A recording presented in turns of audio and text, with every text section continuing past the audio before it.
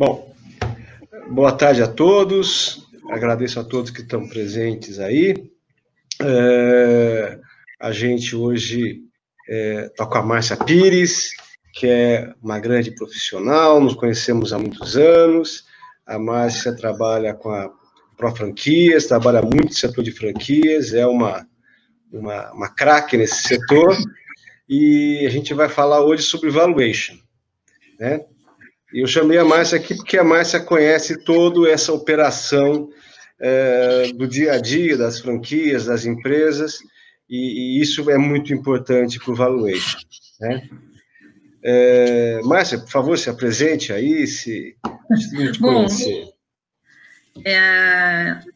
Primeira mão, né? Primeiro, obrigado, o convite foi uma delícia, né? Para quem é amigo de longa data, né? Nós também, o Yasig, que é a empresa onde a gente trabalhou juntos tantos anos, construiu na minha vida muitas relações, e entre elas está você, sua esposa Poranga, e ao longo do tempo nós mantivemos esse bom relacionamento, né? Isso é que é muito legal. Então, você na sua área financeira, eu na minha área, né, continuei trabalhando muito, e ainda como uma empresa, a Profranquia Negócio da área de consultoria em franchise, continuo com muito relacionamento, graças a Deus, com o mundo empresarial. E aí a gente tem sempre o que conversar, né? E o seu convite é uma honra, é uma delícia. Eu não sou especialista em finanças, sempre falei isso, né? Mas eu acho que hoje em dia, então, aumentou ainda mais a importância, né, de a gente enxergar a empresa como um todo e não tem mais a caixinha da finança, a caixinha da gestão de pessoas, a caixinha de vendas, né? A empresa, assim como o ser humano, né, precisa ser observado pela ótica holístico, completo, né? E daí a importância da gente conversar mais, né?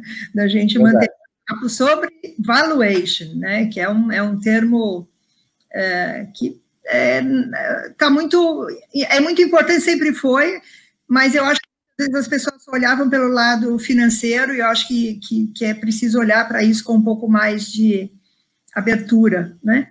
A ideia, o que eu tinha em mente aqui, é a gente começar primeiro explicando um pouco o que é o valuation, e depois a gente vai para esse momento atual, como isso interfere nesse valuation e assim por diante. Então, vamos focar um pouco da área financeira, né? O que é o valuation? O valuation é você estabelecer o valor de uma empresa.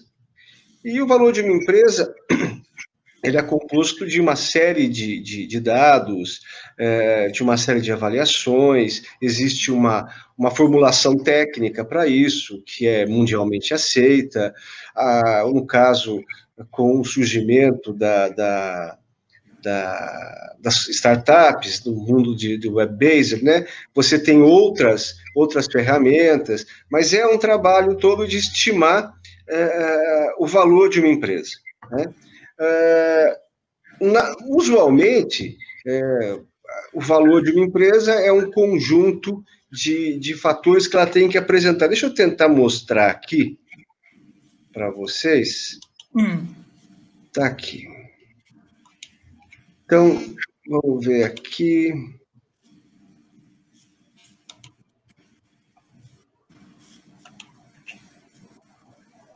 Então, vamos lá. O que é preciso para elaborar um valuation, né? O primeiro desafio é a gente ter informações confiáveis sobre as operações da empresa, o mercado que ela atua, as finanças da empresa. Márcia, conta como que é conseguir essas informações confiáveis e disponíveis.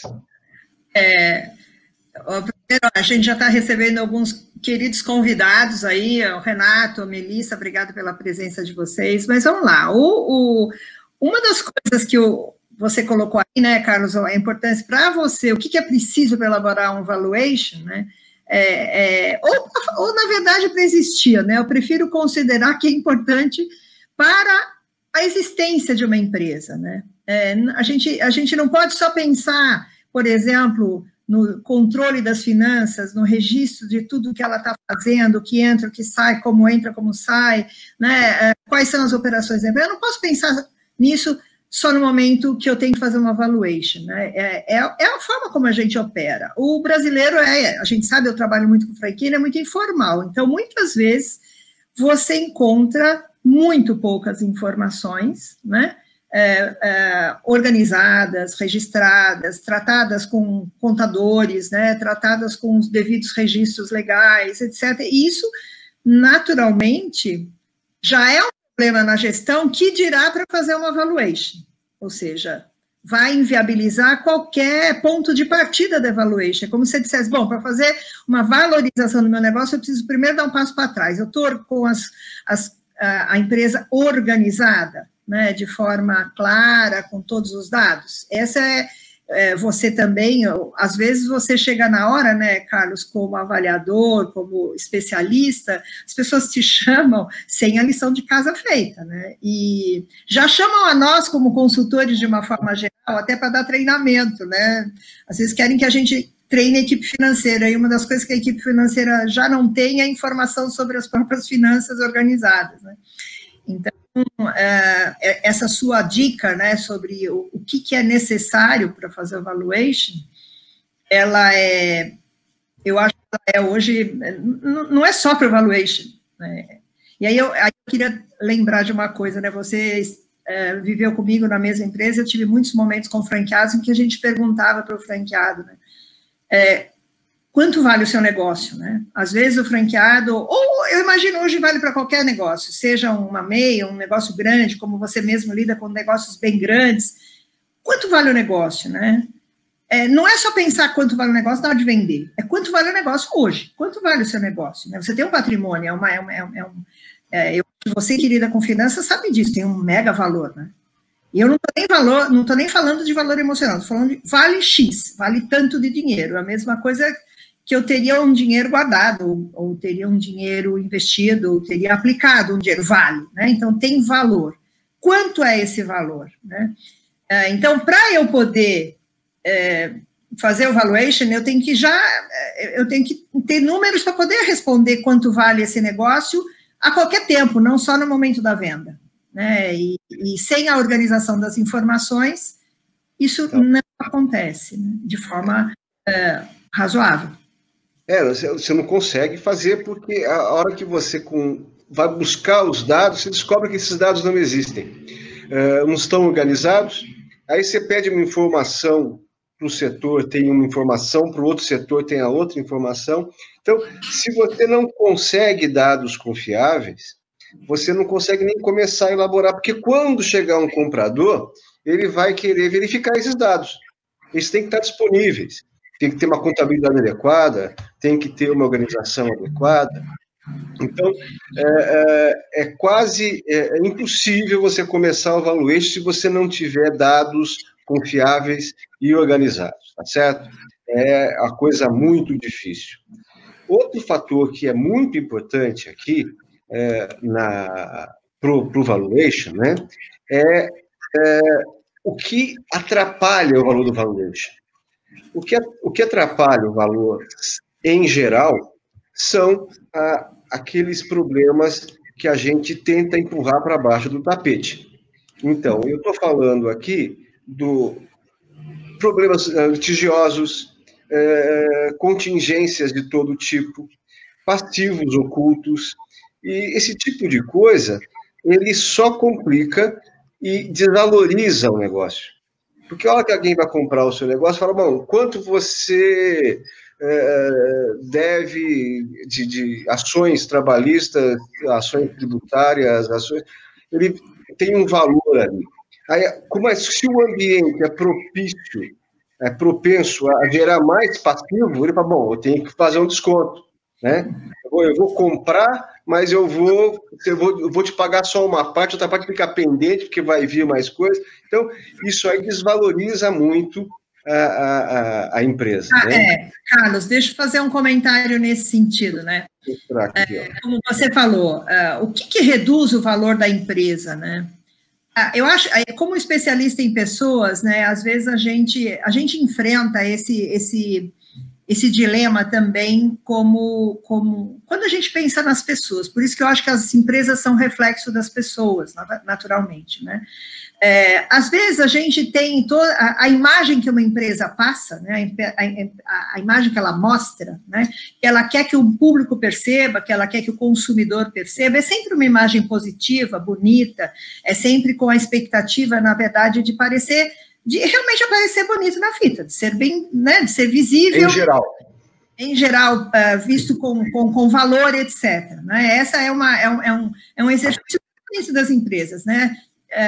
Só que esse exercício, assim como vale para as pessoas, muitas vezes esconde muita coisa, esconde fraquezas, esconde fragilidades, esconde coisas que você é humano, né, ser humano, que você não gostaria que os outros compartilhassem, soubesse que você tem uma dívida, soubesse que você pediu emprestado, soubesse que você, né, ficou devendo para o empregado que trabalhou para você, né, isso eu já imagino relevante quando a gente pensa em nós mesmos como pessoas. A gente gosta de dar uma impressão sempre mais bonita, naturalmente. É humano isso, mas ao mesmo tempo verdadeiro também que numa conversa franca eu posso dizer, olha, eu cometi sim um erro com um empregado que tive, eu ainda estou pagando, tenho uma pendência com ele. Isso vale para empregado doméstico, por exemplo. Ou mesmo que eu tenho dívida, que eu tenho crédito pessoal, que eu tenho que trabalhar com isso, que eu deixei de pagar uma conta, sei lá, de IPTU, etc.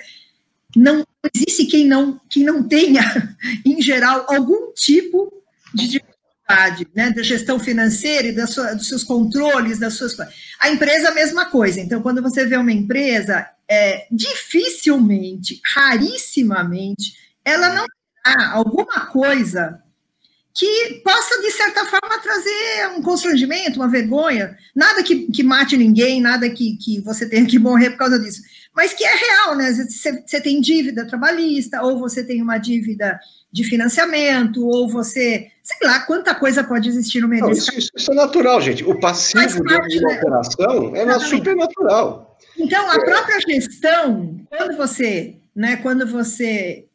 olha as suas contas todo mês, fecha o seu DRE no ano que seja, isso tem que estar o mais organizado possível, sem causar qualquer vergonha ou constrangimento, e muitas vezes os especialistas, os contadores, né, tem que ajudar isso tudo a ficar bem visível, né, porque isso faz parte da história dessa empresa, da história dessa pessoa. Essa pessoa não tem como esconder, né, uma hora ou outra aquilo vai vir à tona, e a hora da venda, ou a hora, e se amanhã alguém me faz uma oferta? O que eu faço com tudo isso que eu estou escondendo? E o que é importante é que quando a gente fala aqui desse nível de aqui, que reduz o valor, os passivos, é normal que uma empresa tenha passivo trabalhista, alguém entrou com uma ação, tenha passivo tributário, está discutindo com isso ou outro, tenha passivo financeiro, tem uma dívida. Isto é natural. O problema é humano, né? É humano, é empresarial, né? É a qualidade desses passivos e desses ativos. Então, se você é uma pessoa uma empresa que sonega de forma contumaz, sabe o que vai acontecer? Quando o cara for comprar a sua empresa, ele já sabe que vai ter um passivo dali para trás, que algum dia vai chegar o fiscal e vai em cima dele. É diferente de você estar discutindo se o PIS/COFINS incide sobre o ICMS ou não. É uma coisa natural. Outra coisa é você ter errado um processo de cálculo do seu IPI. Agora, você tratar... Ou mesmo os trabalhistas, né? Errar na contratação, pagar errado... Isso é natural. O problema é se você contumazmente pega funcionário e não registra. Você tem uma atitude que gera um ambiente de passivo que é explosivo. A qualidade desse passivo. E aí, né, Carlos, um pouco dos desafios que eu vejo para quem trabalha como você com finanças e gestão e até, né, apoia empresários na hora da comercialização de negócios, né, é que muitas vezes a comercialização de negócios ela não é considerada uma perspectiva de curto e médio prazo, está sempre fora da caixinha, assim, por exemplo, em franchising é difícil um empresário que entra para sair, ele entra para ficar, então ele está ficando 5, 10, 15, 20, 30 anos, né? E essas coisas vão ficando tão particulares, tão pessoais, né, daquela empresa, vão ficando tão enroscadas, que passado 20 anos você quer saber quanto vale o negócio e as contas ficam muito mais complicadas, né? O Brasil também evoluiu bastante, é muito difícil você já é um cenário quase dantesco, né, de você administrar todos os impostos e as variáveis. Não, aqui no Brasil é fora do padrão, né? Que no Brasil existe, e a gente já sabe disso, né? Isso já é um complicador. Mas, assim, a gente não é ingênuo, você não é, eu também não sou, né? Da gente olhar para as empresas e sempre falar, não, tem tudo, o mundo ideal seria estar tudo em ordem. A gente sabe que existem momentos e momentos, situações e situações, né? O que acho que é importante quando você pensa em valuation, eu penso em valuation muitas vezes, como eu já defendi em alguns momentos, assim, é a forma de é meu patrimônio, assim, quanto vale a minha casa que está alugada, quanto vale o meu carro que tá aí, né, que tá na garagem, quanto vale, né, eu preciso ter sobre o negócio uma estimativa de valor. Perspectiva de valor. Exatamente, porque eu nunca sei o dia de amanhã e eu posso precisar de dinheiro, independentemente desse negócio ser a minha vida, porque hoje em dia a gente vê, inclusive, ao contrário. Conheço franqueadoras e convivi com algumas que você chega direto para o empresário e fala assim, olha, tem uma oportunidade de negócio para você. A franqueadora falando para o franqueado, quanto vale o seu negócio? Eu quero você num outro negócio. E aí, a pergunta é de bate-pronto, quanto vale o seu negócio?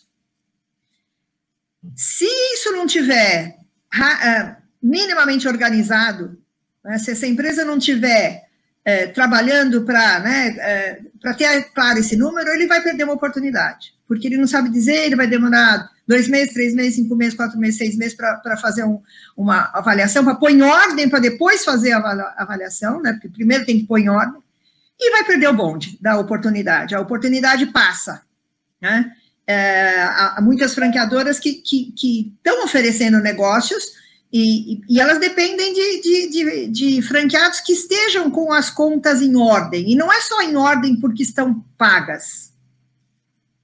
É em ordem porque estão organizadas. Essa diferença é importante, você não acha? Saiu de você daí?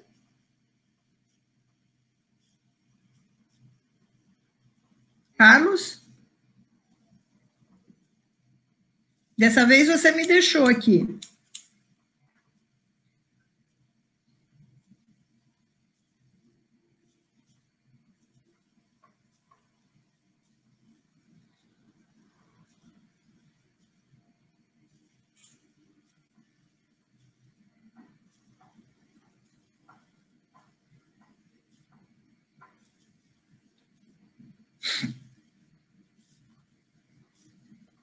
Vocês estão me ouvindo, gente? Acho que o Carlos caiu.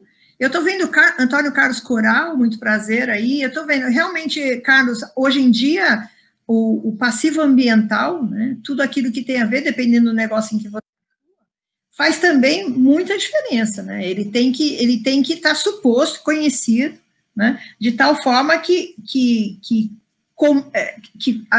seja visível, né?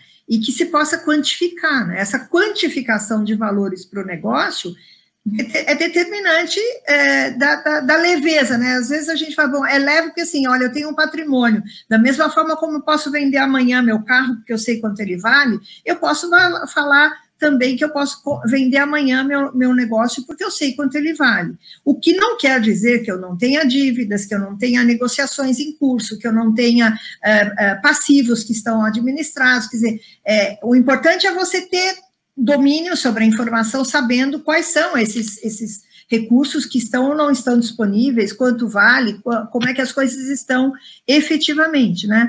E eu vejo que muitas vezes as pessoas não querem parar para pensar nisso, quanto vale, né? Concorda, Carlos? Eu respondi agora mesmo para o Antônio Carlos Coral. Olá, agora está ok, né? Então, é importante que sempre um empresário possa chamar um avaliador, né, e considerar um valuation para efeito de gestão, não para efeito de venda. A venda é uma possibilidade. A gestão importa mais para a gestão do que para a venda. É isso que eu acho importante. E aí, eu vou conversando um pouquinho aqui, que eu estou esperando o Carlos entrar de novo, mas eu queria lembrar que quando a gente fala em avaliação também, valuation... Voltei, gente. Oh, Carlos, foi tomar uma água. Não, caiu aqui, mas eu voltei. Carlos, eu respondi agora mesmo Antônio Carlos, com a importância de incluir passivos ambientais, naturalmente, né, que hoje em dia muitas são as empresas que administram questões que tocam o ambiente direto e que é importante, né, tornou-se valor, né, tudo que tem valor precisa ter preço, né, precisa ser quantificável esse valor, né, então eu comentei que é muito mais importante você ter um valuation, chamar um profissional como você e ter esse know-how a seu favor para a gestão do que para a venda, né? Não é para a venda que importa. Às vezes eu vejo, parece que está chamando o cara para fazer um valuation porque está morrendo, está quase chamando o da última vez. Não é isso, ao contrário, né? Ao contrário, tem que chamar um avaliador como você exatamente para a gestão e para aumentar o valor, porque você pode chegar à conclusão, né, Carlos? Olha, tá vendo, você já chegou, fez alguma das suas despesas, tá valendo pouco, você pode valer mais, né? O que pode ser feito ainda, né? Aí você vai olhar, você vê, tanto você pode resolver questões de passivos, mas você pode investir mais na estrutura, você pode investir mais, sei lá, para estoque, ou melhorar o produto, não sei, como é que você vê isso? Essa então, coisa... Você não só determina a morte, você determina ao contrário, né? Vamos dizer assim. Então, complementando aqui o que o Coral perguntou, um grande abraço para o Coral aí, a questão ambiental é uma questão que é não só a questão do momento, mas tem a ver com aquelas expectativas futuras, qual é a sua relação com esse passivo ambiental. Você vê o caso do Brasil com a Amazônia, né?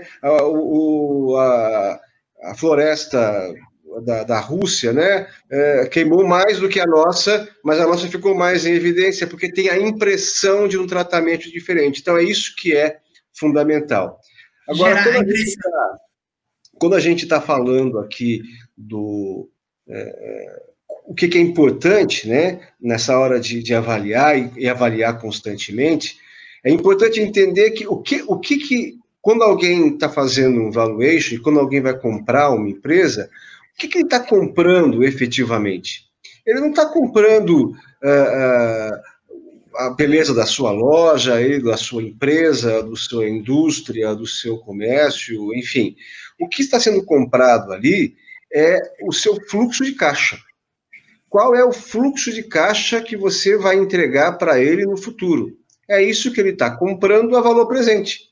É uma conta muito simples, a lógica é muito simples, mas é importante que a pessoa entenda que ele não está comprando hoje. Então, você precisa estar muito atento à construção desses fatores, ou desses... conforme o caso dos múltiplos, né, que você vai trabalhar, é isso que vai fazer a diferença na hora de você vender. Então, aqui, por exemplo, deixa eu mostrar esse aqui para vocês, para ficar bem claro. Carlos, isso se complica ainda mais, né, quando quem está comprando já é um empresário, né, quando você fala... É o fluxo de caixa, né? Ele compra aquilo que vai entrar no futuro, né? Então, quando você vende ou tem uma oferta ou um interessado que é empresário, ele é mais direto ao ponto ainda e, portanto, entender qual é o fluxo de caixa, e qual seja o fluxo de caixa futuro, é fundamental. Não tem como, ele não vai fazer de outro jeito o negócio se não... É profissional, a gente está num mundo cada vez mais complexo. Então, a gente está falando de fluxo de caixa, eficiência operacional ou produtividade, e você ter um planejamento estratégico para dizer aonde você vai. Se você não souber aonde você vai, você não consegue nem montar o seu fluxo de caixa para os próximos 5 anos. É esse então, o ponto. Fala de novo, que até eu quero aprender isso bem aprendido, né? Que você está falando. Um planejamento estratégico, que você falou, né? Então, se você não tiver um planejamento estratégico, você não sabe para onde vai. Você não sabe aonde você vai chegar. Se você não sabe nem para onde vai, nem como vai chegar, você não consegue construir um fluxo de caixa futuro para trazer valor presente. Ou seja, você está trabalhando com hoje. Né? E além de, você falou o planejamento, o fluxo e a eficiência operacional, né? Eficiência operacional é aquilo que você trabalha todo dia, Márcia. A empresa está funcionando, os funcionários estão treinados, a empresa funciona se eu não aparecer, né? Como que essa operação está funcionando adequadamente? Então, essa é uma questão, né? Às vezes, até conversei com você sobre isso offline, né? Quando você pensa que uma operação, né, pode ser, que você vai fazer um valuation, né? Às vezes, o empresário está num momento da vida que está deixando de lado o negócio, né? Ou está se afastando, etc., né? E, naturalmente, isso para qualquer negócio sempre é um sinal de alerta, né? Você vai perdendo valor sem prestar atenção. Então, você perde valor... com a baixa eficiência operacional, ou porque as pessoas não estão treinadas, ou porque as pessoas não estão bem contratadas, ou porque as pessoas não estão com as metas estabelecidas, ou porque as pessoas estão insatisfeitas, ou não têm reconhecimento, quer dizer, todos aqueles dilemas típicos de uma isso afeta. Empresarial, né? Isso é também um fator de valorização e de desvalorização, né? Então, quando você tem uma proposta de compra do seu negócio e você está com uma empresa alinhada e com uma empresa, né, com o fluxo operacional qualificado, as pessoas nos seus devidos lugares, com uma produtividade, né, essas questões de produtividade hoje estão contando muito, né, produtividade hora quase, produtividade semana, mês, tudo isso se você tiver para contar, né, se você tiver para mostrar isso engorda aquilo que a gente, o valuation, e oferece a quem está interessado uma outra atratividade, né? Quer dizer, é uma forma de mostrar valor, porque às vezes eu fico inconformada com o fato de que as pessoas só colocam as coisas para vender quando elas estão com aquela aparência terrível, sabe? Aquele lixo completo. Então tá tudo errado, tudo errado. Né? E aí, ainda assim, quer dar mais valor, né?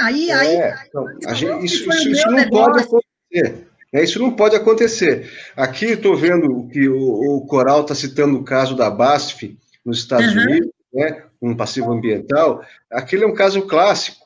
E também aqui a Poranga está falando sobre o valor da marca no planejamento estratégico. É isso mesmo. A marca forte é uma marca bem reconhecida, quando você tem um branding bem feito, isso tudo faz parte do valor. A pessoa está comprando alguma coisa intangível.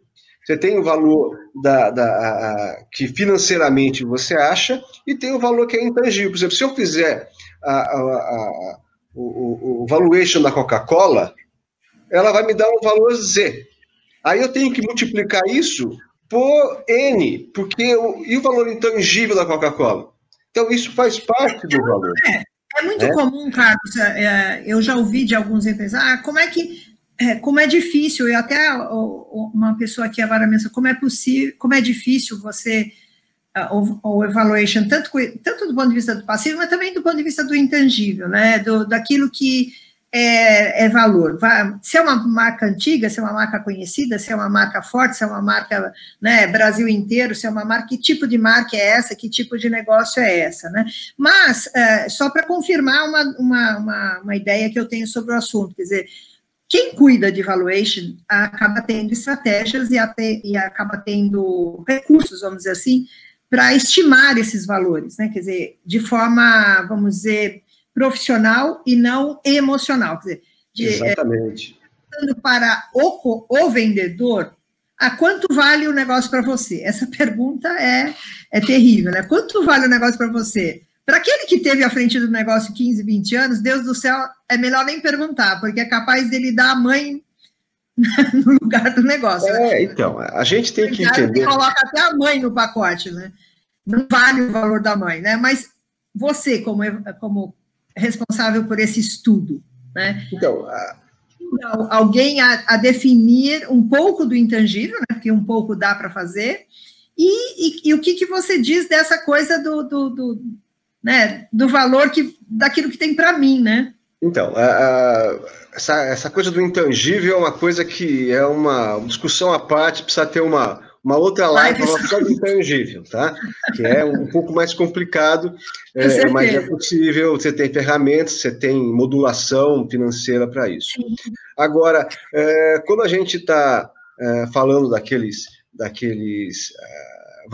aquilo que interfere no valor negativo da franquia, o Renato, grande Renato, está mandando aqui, falando, olha, quanto uma pressão por parte do comprador em relação ao passivo oculto pode fragilizar o vendedor e, eventualmente, impedir a realização do negócio. Como dimensionar de forma justa o passivo oculto? Veja, o passivo oculto é aquela... Vou dar um exemplo aqui, isso não acontece na empresa de ninguém, tá? É só um exemplo hipotético, tá certo? É assim, a minha empresa tem um lucro de 1 milhão por mês. Aí eu pego esse 1 milhão, remunero os sócios em 500 mil e sobra 500 mil. Aí eu pego, chega uma pessoa de fora e fala assim, pô, quero comprar a sua empresa. Quanto dá de lucro? Dá 1 milhão por mês. 1 milhão? Então dá 12 milhões no ano. 12 milhões no ano. O cara vai olhar o caixa e só tem 6 milhões. Isso você falou que tinha 1 milhão, você tem só 6? Não, mas eu faço a retirada. Não, mas aí você começa a entender que, em vez de a remuneração do administrador, ele tira pelo lucro. Então, o lucro, na verdade, são 500 mil. O resto é remuneração dos administradores, dos executivos. Porque se alguém comprar a sua empresa, vai colocar o executivo. Então, esse passivo oculto, você tem que trabalhar na realidade com ele. Eu tenho meu imóvel, eu sou dono de várias franquias e todos os imóveis são meus. E eu não pago aluguel. Então, eu ganho um dinheirão.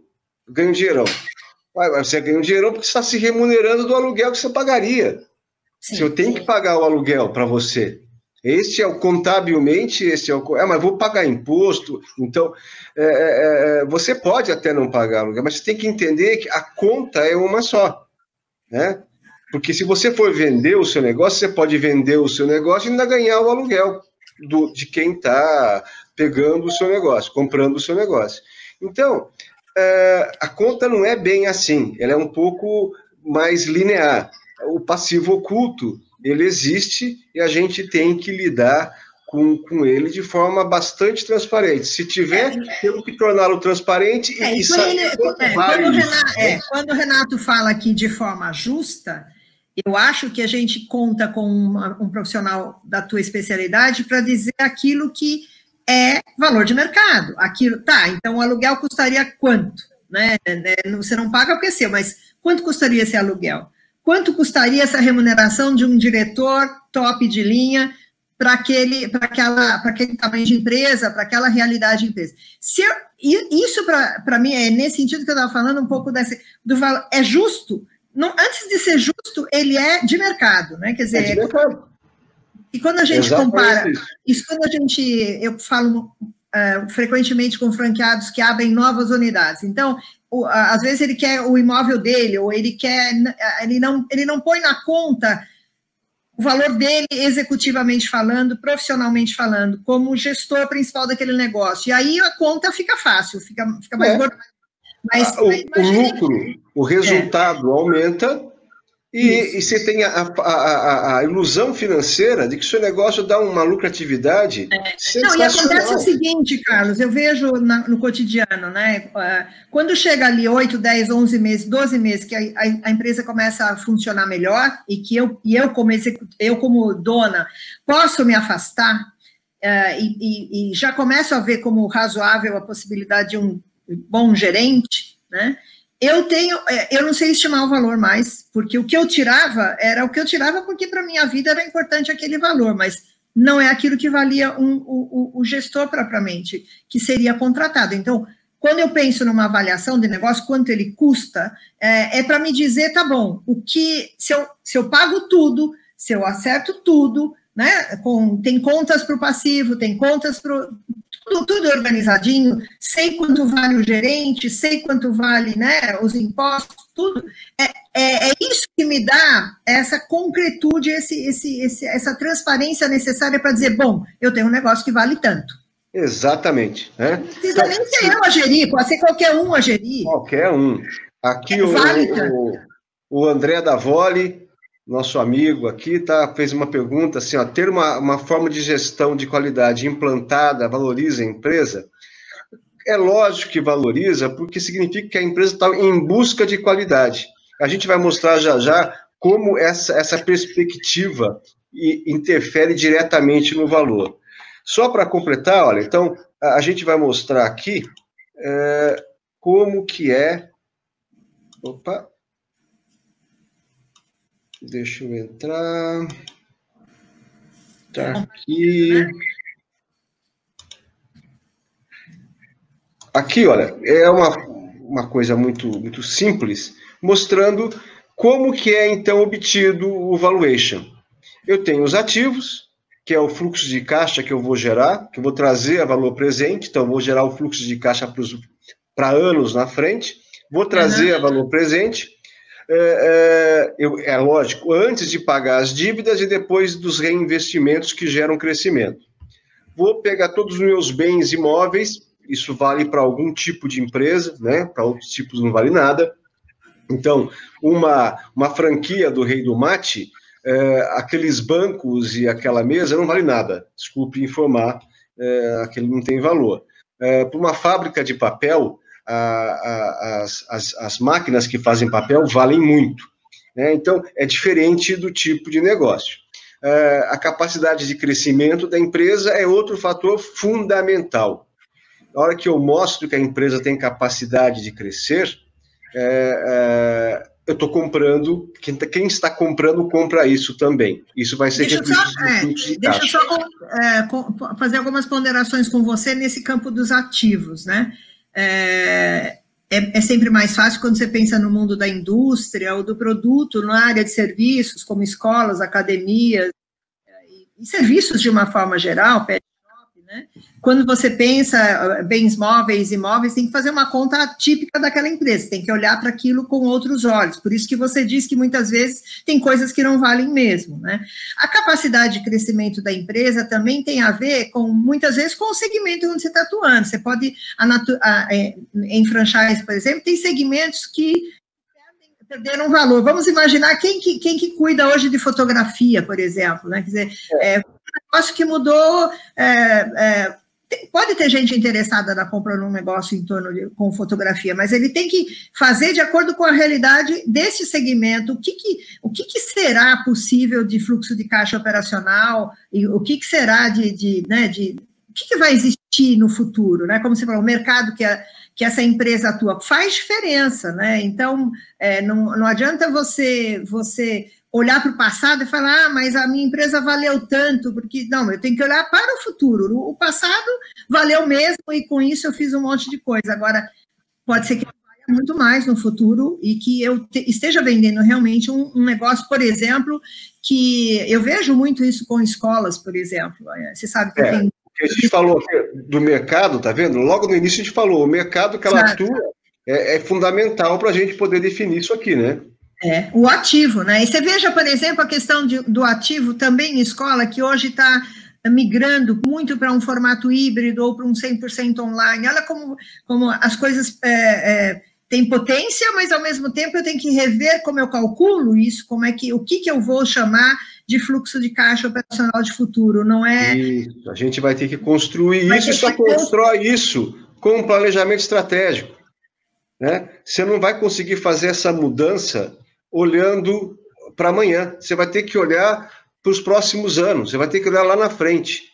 Então, o conjunto dessas coisas que a gente colocou aqui são muito singelas, muito rápidas, mas é esse conjunto muito bem explorado que vai permitir o valuation. E quando a gente fala aqui do passivo, a gente está falando de dívidas a valor presente, com os benefícios fiscais, porque a dívida tem, e as contingências, a gente faz uma apuração disso e chega no valor da empresa. Esse valor da empresa é aquele que a gente vai buscar apresentar para a empresa e ela vai trabalhar com isso. Então, a composição disso é muito importante. Não tem como você pular etapa. Não tem como você... me dá o valuation aí. Então, porque existia no passado, e até hoje existe, um conceito do fundo de comércio, né? É assim, olha, quanto vale uma empresa? Pega o faturamento, multiplica por 7,5, soma o estoque e você vai ter o valor da empresa. Isso não existe. Isso é um cálculo lá de 1950, isso era lá atrás que era feito isso. Não, fora isso, né, Carlos? Fora essa típica desatualização de alguns critérios aí, de algumas coisas, né? Agora, o próprio Antônio Carlos Coral está repetindo, né? Nesse tempo de pandemia, muita coisa nova deve surgir para abrir e para mudar um pouco as bases de raciocínio que a gente usa, não só para gerir o negócio, como para avaliar o negócio, né? Como é que você vai determinar a capacidade de crescimento? Ele pergunta aqui, quer dizer... Então... O Guedes nem com bola de cristal, tá difícil. A gente sabe que não é uma coisa fácil. Essa é a armadilha de hoje, né? Todo mundo olha para hoje, fica muito assustado com hoje, com muitas incertezas sobre o amanhã, mas quando a gente está falando de vender, de um valuation, a gente não está falando nem de hoje, nem de amanhã. A gente está falando de um futuro de 5 anos, um futuro de 4 anos. Mas, Carlos, é muito importante acho que essa sua reflexão, né? Porque... E aí eu vou fazer um pouco advogado do diabo só para a gente esquentar essa conversa, porque você sabe que senão não tem muita graça, né? Tá bom.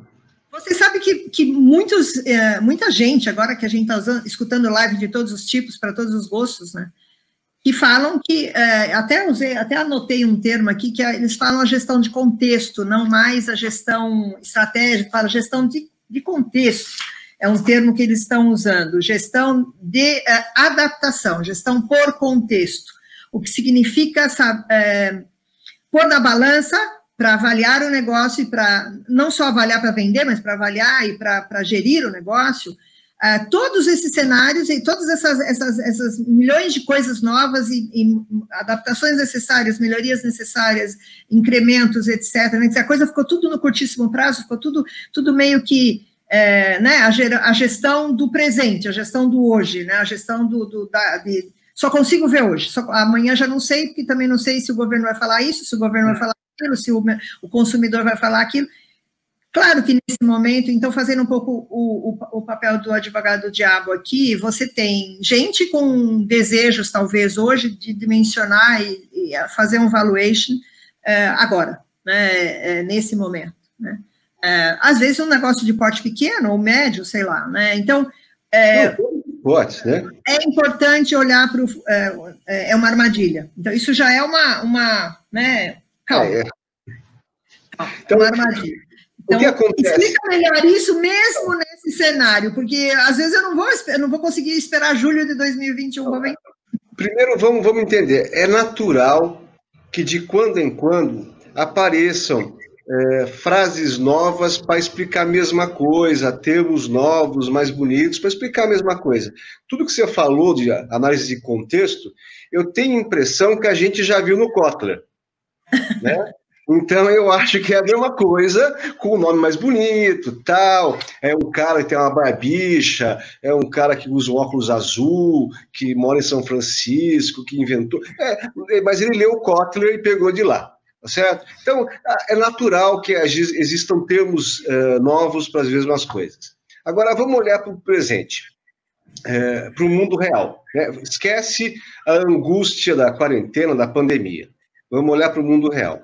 A hora que você pega uma previsão do Banco Central do Brasil, do FMI, do Banco Mundial, da OCDE, onde você quiser, o que mostra? Olha, houve e vai haver intensificar essa queda. Esse ano de 2020, quase todos os países vão apresentar uma deficiência no PIB, um PIB em negativo, mas nos próximos anos ele vai continuar crescendo e vai crescer mais, inclusive o ano que vem, porque a base é menor de crescimento, então ele vai crescer até mais. No caso do Brasil, alguma coisa como 4,5%, que é a previsão, depois 3,5%, 3%, assim por diante. Muito bem. A pergunta o consumo das famílias vai mudar no ano que vem? Não, não vai mudar nada. Então, as famílias vão continuar. Tá certo? Você é um otimista, hein? Você é um otimista, hein? Não, as famílias vão continuar, elas vão ter que consumir, tá certo? Sim. E como a gente vai crescer um pouco, é até possível que eles consumam o mesmo ou um pouquinho mais até. A indústria, algumas indústrias vão demorar um pouco e vão sofrer um pouco mais, como da aviação, turismo e tal, mas as pessoas vão continuar viajando. As pessoas vão continuar tirando férias. Isso tudo vai voltar para o normal. Vai ter um novo normal. É natural que haja um novo normal. O novo normal sempre acontece todo ano. Imagina o que você fazia há 5 anos atrás. É só pegar, por exemplo, como você usava o celular, como você usava a sua Smart TV, que não existia, como você viajava, como você fazia reunião. Tudo isso está mudando. O que aconteceu agora que foi muito intenso e as pessoas tomaram um susto. Mas quando você vai fazer um business plan, você não está olhando para o mês que vem. Você está olhando para 5 anos. Mas vai ter que ter mudança. As mudanças são naturais. Vamos dar um exemplo aqui do Magazine Luiza. O Magazine Luiza, até 2 anos atrás, tinha lá um e-commerce muito ruim, muito pequeno, e tinha as lojas físicas. Entrou o filho apostou no e-commerce, começou a bombar o e-commerce, ele percebeu, comprou a Netshoes, e agora, quando teve todo esse problema aqui, as ações da Magazine Luiza caíram, como todas, porque foi susto. O mercado é feito boiada. Isso aí o mercado da bolsa. Então, mas olha só o comentário do Renato. Fala. E vai continuar, né? Mas olha o comentário do Renato, né? Que ele faz aqui, ó. De que as escolhas serão diferentes, forma de consumir certamente diferente, mais conservadora. Por um lado, eu concordo com ele. Como você falou, o susto, ele muda e mudou e vai mudar alguns comportamentos que estavam realmente até fora da caixinha, né? Sob todos os ângulos. Né? As compras mais conscientes, compras mais cautelosas, consumo mais realmente consciente. Agora, o cenário comercial, o mundo comercial, o mundo empresarial, ele é como se ele fosse passar por um processo seletivo, né? Quer dizer, a lei de Darwin, né? Vai sobreviver? Vai ter sobrevivência. Mas isso não aconteceu sempre. O Renato, que é um grande empresário aí, há quantos anos ele está nesse mercado e enfrentou crise, enfrentou mudança. Pergunta para ele como foi, né, Renato? Né, Carlos? O momento da queda das torres, né? Não, veja. Por isso que o que você está falando para mim também é natural, gente. Essas mudanças sempre ocorreram, sempre vão ocorrer, e essa questão de como se adaptar a um novo tipo de consumo é o desafio de todo dia, de todas as empresas, e já era assim. Imagina. Aqui estava o André da Vole, do ramo lá de concessionárias. O que acontece com esse mercado? Ele mudou do dia para a noite. Né? Em 5 anos, as concessionárias que eram gigantes não precisavam mais ser gigantes. O consumo... Aqui, como você falou... outro, eles têm que se adaptar o tempo todo. Então, você é um economista, né, se eu não me engano? Economista. Por formação, né?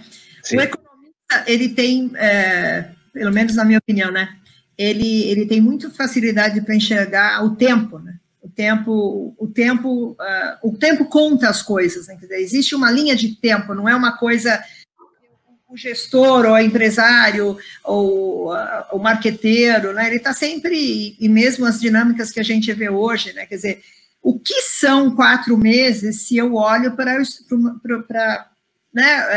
a história, vamos dizer, mundial do comércio, a história é realmente muito pouco, e como você falou, a angústia do momento presente, ela muitas vezes desfoca, entorta, né, dá um viés naquilo que a gente está enxergando, né? Exatamente. Que tem muita gente falando assim, mas nós não podemos mais considerar um planejamento de 5 anos. Não, uma coisa é você desenhar um planejamento de 5 anos, abrindo o espaço para variáveis que naturalmente fazem parte, né, do seu segmento, do seu negócio, etc., e para, né, para as projeções que você tem que fazer. A outra coisa é você não ter nada, nem para 1 ano, nem para 2, nem para 5, nem para daqui meia hora. Então, eu vejo que hoje tem muita gente que o brasileiro nunca foi, você sabe, por natureza, o planejador. Ele é muito mais o marqueteiro do que o planejador. Então, quando eles ouvem hoje, não podemos olhar para 5 anos à frente, é muito tempo, as coisas mudam constantemente, então a gente tem que pensar na gestão que eles falam hoje, a gestão ágil, a gestão, né, que ela é conveniente, as pessoas acabam, que legal, então eu não preciso mais fazer planejamento, então eu não gostava de fazer. Não, gente, não sobrevive, não sobrevive. Não, mas você concorda comigo? O cara vai falar isso, aproveita e vou pegar esse bonde, porque eu já não gostava mesmo de fazer planejamento, então se o cara está falando que dá para fazer, eu não faço mesmo. Aí ficou...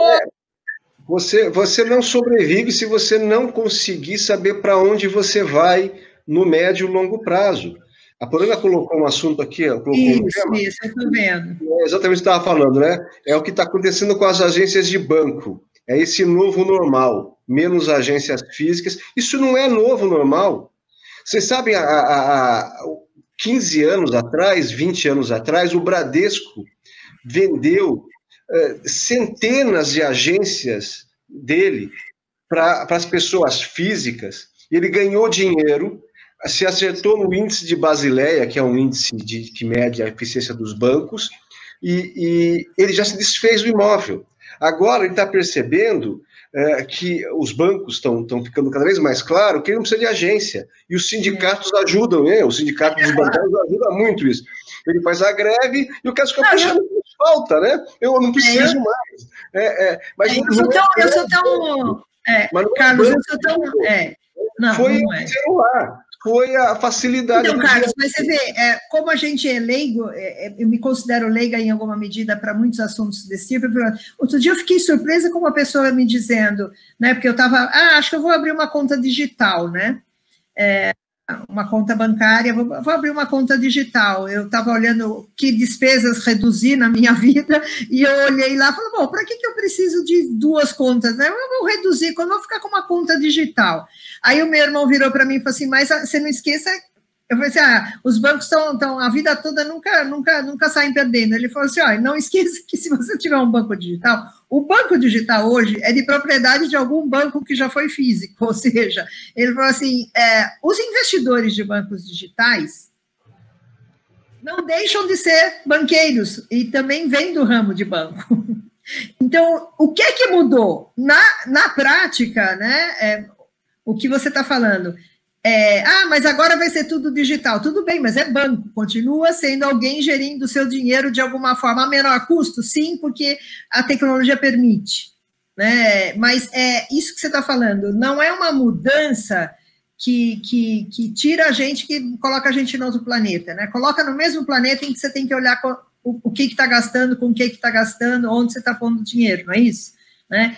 Exatamente, a gente tem que olhar, ter um olhar mais tranquilo, e um olhar de médio e longo prazo. O que a gente está olhando hoje, a gente fica desesperado, mas isso aqui, ó, eu vou dar um exemplo simples, que tá fácil de entender. Então, está uma discussão muito terrível, se o PIB vai cair 6,5 ou 5,9. Entenda, ele já caiu. Ele já caiu. Não é que ele vai cair no futuro. Você já passou pela queda. Então, o que a gente está fazendo agora é a recuperação. Nós estamos crescendo. A gente está preocupado com a queda, mas já passou a queda. Então, o dia lá em março, que parou em 15 de março, que ficou abril parado, que ficou maio parado, que ficou junho, aí está a queda. Então, pronto. Agora é crescer. Agora só pode ser melhor, né? Isso, é lógico. Tem um problema do comércio voltar, é natural. O que não pode é imaginar que esse momento se repetirá para sempre. Né? A gente tem que trabalhar com o conceito, o pior já passou. A gente agora está criando um novo mundo. Vai ter mudança? Sempre houve. Então, na hora que se faz um planejamento estratégico, que eu falo que eu vou crescer, e o crescimento é uma das moedas muito caras para o valuation, né? Que eu falo que eu vou crescer e mostro como que eu vou crescer. Então, se eu tenho um problema com os meus clientes, se o consumo muda, eu tenho que ter um marketing adequado, olhando para isso e entendendo que o consumo é diferente, e eu vou tratar desse consumo.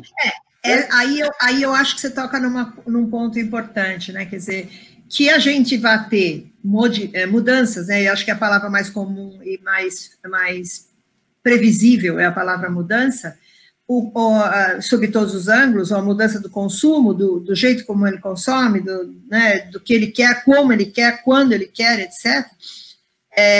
O fato é que, na verdade, todas as mudanças, elas não colocam em xeque o estrutural de um negócio, mas coloca em xeque aquilo que a gente chama da agenda dela de planejamento e propostas de médio prazo. Ou seja, o que eu vou fazer, como é que eu me organizo para responder a essas novas necessidades, né? Passou um tempo aí que todo mundo falava entre agenda de urgência e agenda estruturante, né? A agenda de urgência, obviamente, né, diante do cenário, ela parece que ganhou uma importância maior. Hoje já podemos deixá-la de lado, não é a agenda de urgência, mas a agenda estruturante, ela não é, aí concordando com você, diferente do que ela seria há um ano atrás, ou do que há 2 anos atrás, se eu considerar que o estruturante é, de fato, olhar para o que está ao meu redor e olhar para as variáveis e prestar atenção para poder me organizar e gerir o meu negócio, ou seja, colocar isso na minha agenda, colocar no meu planejamento, fazer as ações de divulgação, fazer as ações... eu não posso abrir mão disso. O que é importante aqui é deixar bem claro, não é uma questão de ser poliana e achar que o mundo está maravilhoso. Não, veja, vamos ser pragmáticos. A gente tem que ter ações no curto prazo, muito pragmáticas. Olha, está sem consumo, está fechada o meu negócio, eu estou vendendo menos, então eu vou reduzir custo, mas isso não é definitivo. Eu tenho que entender que eu tenho que ser pragmático para agora, porque eu tenho que sobreviver, tenho contas para pagar, a empresa tem funcionários, tem impostos, tem tudo, ela vai ter que se estruturar para esse momento, mas isso não quer dizer que vai ser assim para o resto da vida. Isso é o que eu quero dizer. Uma coisa é ser pragmático e outra coisa é trabalhar com o futuro. Não podemos só olhar para o futuro de uma forma que o mundo vai mudar, vai ser maravilhoso, tudo bem. Não é isso que eu tenho que estar dizendo. É ser pragmático para atuar hoje. Né, cara? Isso. Nem o contrário, né? Um olho no gato, outro olho no peixe, né? Nem o contrário.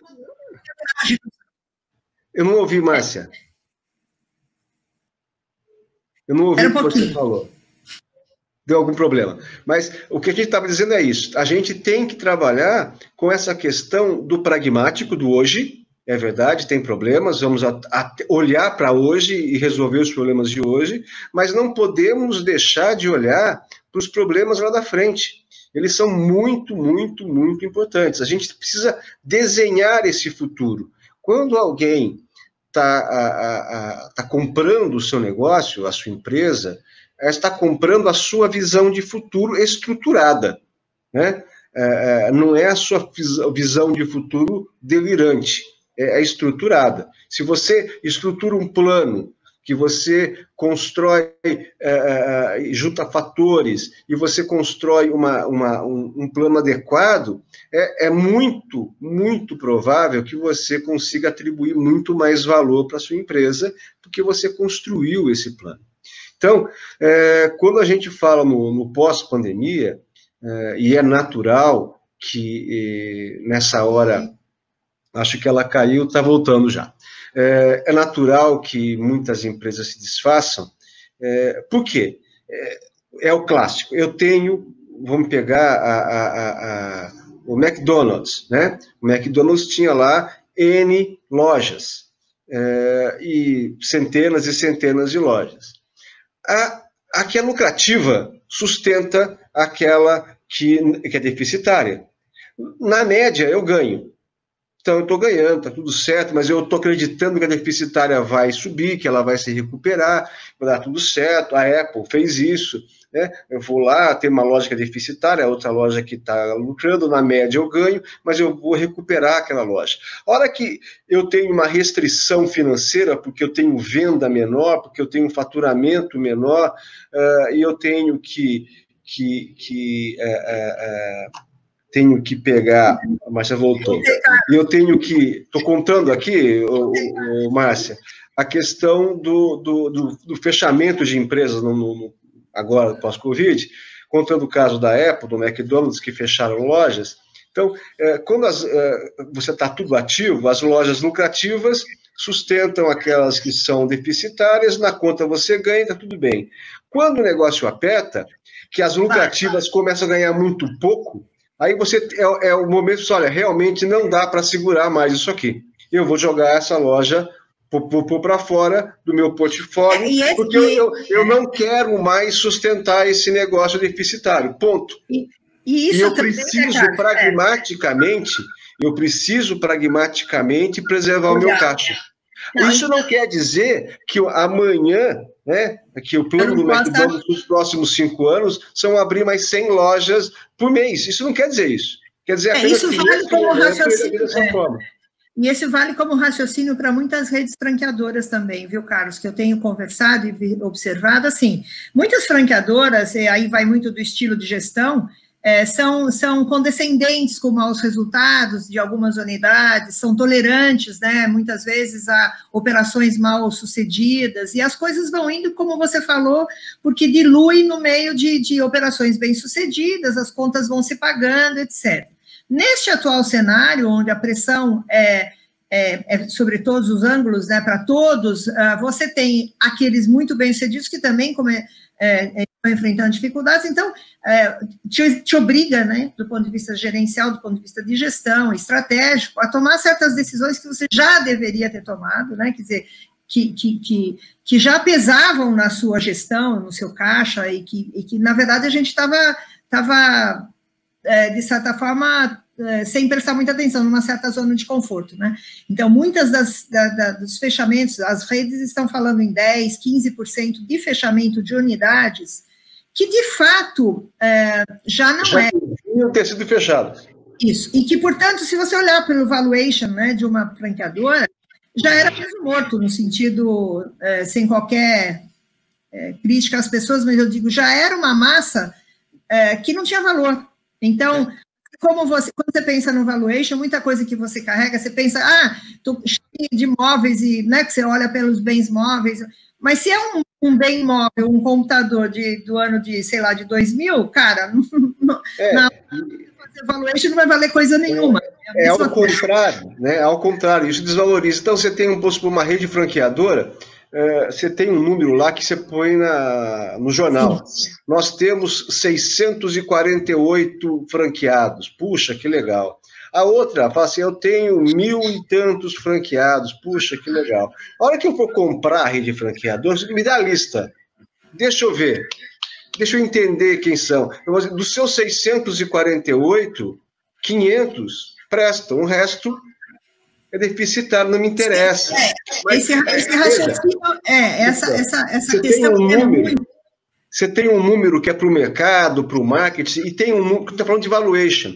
Valuation, ele não vai se impressionar com esses números, porque eles vão ser investigados. Eu vou olhar e vou entender que, olha, não adianta, é preferível ter 500 efetivos do que 648 que não. Mas eu diria, você está falando pela perspectiva do valuation, eu olharia pela perspectiva da gestão também. Muitas vezes a gente está falando com a franqueadora exatamente sobre isso. Então, você acha que tem 500, mas na verdade, se eu tenho desses 500, 5% que não chega ao break-even há mais de um ano, 2, e estão ali rodando, feito peru, sem chegar a lugar nenhum, isso não só pode disfarçar o número, mas do ponto de vista de gestão, você tá carregando âncora que está te puxando para baixo.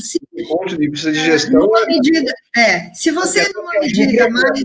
não consegue fazer o franqueado ganhar dinheiro, deve ter alguma coisa aí, exatamente. Né? Se você, numa medida pragmática, não ajuda esse franqueado a mudar esse cenário, ou você não substitui o franqueado, o ponto, a gestão, o que for, você não está acrescentando valor, você não está aumentando o valor da tua franqueadora, você está disfarçando o número aí, né?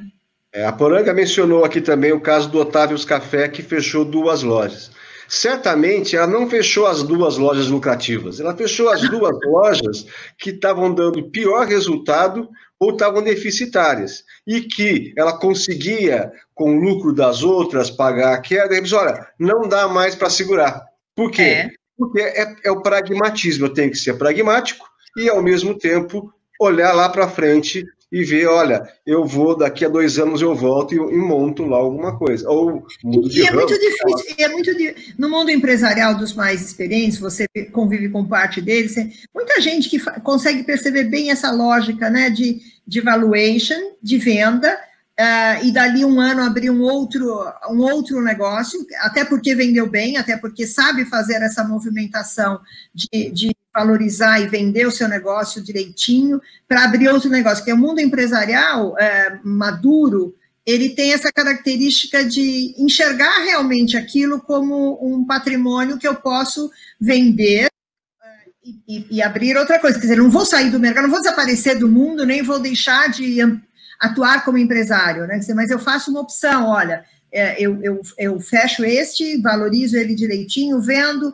e o ramo de restaurante faz muito isso, né? Eu fecho esse, né, e compro outro, abro no outro ponto, com outro nome, com outra proposta, quer dizer, é negócio, né? É patrimônio. Isso é uma coisa que eu sempre briguei em rede de franquia, eu sempre falei, gente, olha para o seu negócio e me diz quanto ele vale, porque eu faço questão que você tenha em mente que a franqueadora te vendeu um negócio. Quanto vale isso hoje? Vale mais ou vale menos? O que você vai fazer se amanhã você precisa de dinheiro? Você não pode usar esse dinheiro, você não pode valorizar e vender? Ah, mas eu quero... Tá bom, você volta.